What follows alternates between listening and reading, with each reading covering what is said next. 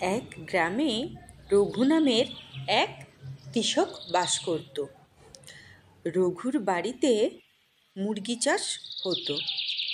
সে চাষবাস বাদেও সে তার নিজস্ব বাড়িতে মুরগি চাষ করত। একদিন এক শেয়াল খাবারের সন্ধান করতে করতে গ্রামের মধ্যে ঢুকে পড়ে। গ্রামের পথ দিয়ে আসতে গিয়ে সে রঘুর বাড়ির পাশে চলে যায়।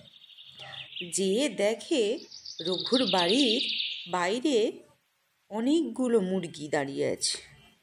মুরগি দেখে শেয়ালের জিভে জল চলে আসে।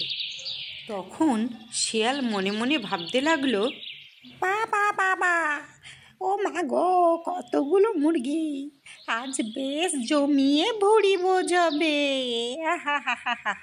শেয়াল তো এইরকম মনে মনে ভাবছিল, আর ওদিকে তখন চাষি চলে আসে।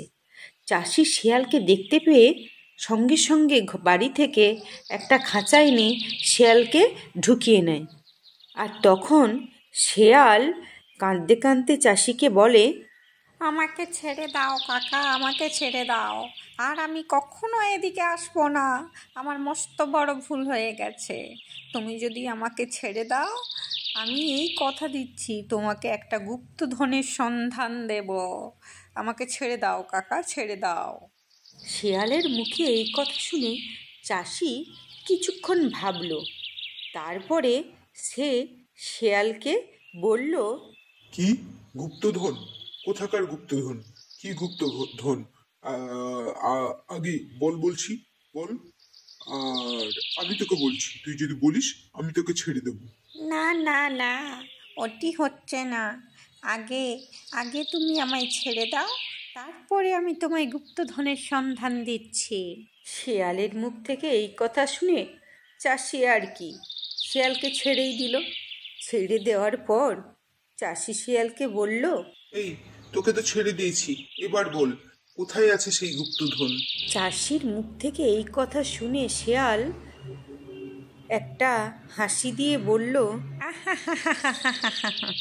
আমার সব থেকে বড় ধন হলো আমার মুক্তি। এই কথা বলেই শেয়াল ওখান থেকে দৌড় দিল জঙ্গলে। আর চাষি বেচারা হাঁ করে তাকিয়ে থাকলো। সে বুঝেই উঠতে পারল না যে কোথা থেকে কি হয়ে গেল।